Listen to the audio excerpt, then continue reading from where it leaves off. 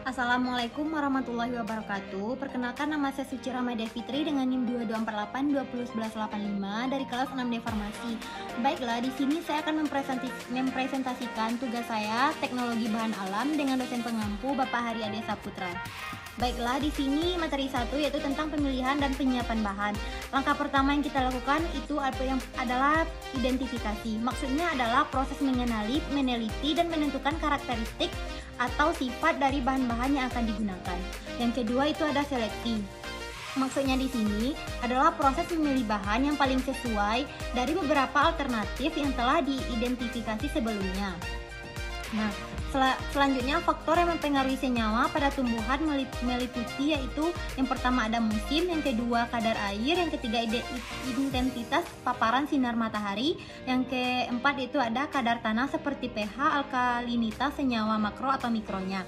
Yang selanjutnya itu ada pertimbangan dalam penentuan jenis bahan. Yang pertama ada pengalaman penggunaan turun-temurun, yang kedua ada pengujian atau screening. Selanjutnya penyiapan bahan, yang pertama ada permanen. Bahan baku dapat berupa keseluruhan herba atau bagian tertentu saja, seperti daun, batang, kulit, dan lain-lain. Selanjutnya ada sumber bahan baku. Nah, di sini dilihat dari biodata yang hidup liar atau tumbuh secara alamiah dan hasil budidaya. Selanjutnya ada tanaman segar dan terakhir ada simplisia. Tahapan memperoleh simplisia yang pertama yaitu pengumpulan bagian mana serta caranya. Yang kedua ada sortasi basah, yang ketiga ada pencucian menggunakan air bersih, dan yang keempat ada perajangan. Materi kedua yaitu menurut per BPOM nomor 32 tahun 2019, simplisia ini adalah bahan alam yang telah dikeringkan yang digunakan untuk pengobatan dan belum mengalami pengolahan kecuali dinyatakan lain suhu pengeringan tidak lebih dari 60 derajat Celcius. Nah, pada proses pengeringan bahan dapat menggunakan sinar matahari kering, angin, oven, microwave, dan freezer drying. Selanjutnya pengecilan ukuran, kecuali dinyatakan lain, derajat kehalusan serbuk simplisia untuk pembuatan ekstrak merupakan serbuk simplisia halus tertera pada pengayak dan derajat serbuk. Alat yang digunakan diantaranya itu ada gunting, pisau, alat penggiling, dan lain-lain. Selanjutnya penyiapan dilakukan adalah garbling atau sortasi kering. Selanjutnya yaitu pemeriksaan mutu yang mencakup tentang identitas taksonominya, analisis terhadap uji farmakologinya, fisikokimianya, dan dilakukan analisis mencakup organik dan anorganiknya, analisa kandungan air, kadar abu, kadar serat, dan lain-lain. Selanjutnya yaitu penyiapan packing atau pengepaan. Nah, pada packing dicantumkan nama simplisia, asal waktu panen, nama kolektor, dan kandungan senyawa aktifnya. Dan tahapan yang terakhir yaitu penyimpanan meliputi cara dan tempat penyimpanan yang sesuai. Materi ketiga yaitu tentang ekstraksi bahan alam. Nah, di sini ekstraksi adalah pengambilan senyawa-senyawa metabolit sekunder yang menjadi target untuk dipisahkan dari biomasa atau ampas atau bagian yang tidak diperlukan karena sifatnya yang mengganggu baik dalam penyajian maupun karena menggunakan efektivitas khasiat dari bahan aktifnya. Secara umum, ekstraksi ini merupakan suatu pemisahan zat aktif dari suatu padatan maupun cairan untuk menggunakan bantuan pelarut. Prinsipnya itu ada tiga. Yang pertama, pelarut akan merusak dinding sel dan jaringan serta masuk ke dalam sel.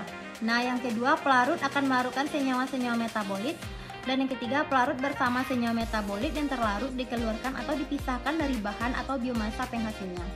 Nah, metode pada ekstraksi yang kita lakukan mencakup beberapa metode. Yang pertama yaitu maserasi. Maserasi ini tahapannya itu perendaman, pengadukan, penyaringan, dan pengulangan. Kelemahannya yaitu waktunya lama, senyawanya mudah rusak, dan kontak terlalu lama dengan pelarut. Kelebihannya teknologi sederhana, senyawa tidak rusak karena panah. Yang kedua ada metode perkolasi.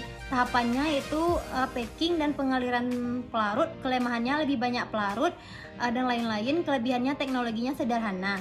Yang ketiga ada metode sekletasi. Tahapannya yaitu packing atau pemanasan pelarut. Kelemahannya kerusakan senyawa karena panas. Kelebihannya yaitu senyawa pelarut waktunya lebih singkat. Yang keempat itu ada ekstraksi dan reflux. Tahapannya yaitu perendaman, pemanasan, dan penyaringan. Kelebihannya itu sama dengan sokletasi. Kelemahannya sama juga dengan metode sokletasi. Nah, yang kelima itu ada ekstraksi dengan ultrasonikasi. Tahapannya perendaman, ultrasonikasi, penyaringan, dan pengulangan. Kelemahannya biayanya yang mahal, kelebihannya waktunya lebih singkat, pelarutnya lebih sedikit. Yang keenam yaitu ekstraksi dengan microwave. Tahapannya sama dengan tahapan metode ultrasonikasi. Kelemahannya biayanya mahal, senyawanya mudah rusak. Dan selanjutnya ada kelebihan, waktu lebih singkat, pelarut lebih sedikit, rendamennya tinggi. Yang ketujuh itu ada ekstraksi dengan tekanan. Tahapannya sama dengan metode ultrasonikasi. Kelemahannya biaya yang sangat mahal, kelebihannya waktunya lebih singkat, pelarut lebih sedikit, dan lain-lain. Selanjutnya itu ada faktor dalam pemilihan metode diantaranya itu ada efisiensi, rendamen yang lebih tinggi, kualitas senyawa terjaga, waktu ekstraksi yang lebih singkat, pelarut yang lebih sedikit, biaya yang lebih murah, resiko yang lebih rendah. Kesimpulannya, ekstraksi ini adalah kita membuat ekstrak dari serbuk Schering Simplicia yang dengan cara maserasi menggunakan pelarut yang sesuai. Yang selanjutnya ada evaporasi. Di sini kita mengumpulkan semua maserat, kemudian uapkan dengan penguap, vakum atau penguap tekanan rendah. Dapat juga menggunakan rotavator hingga diperoleh ekstrak kental. Kemudian hitung rendamen yang kita peroleh. Nah, itulah hasil presentasi teknologi bahan alam dari saya. Saya akhiri dengan Assalamualaikum warahmatullahi wabarakatuh.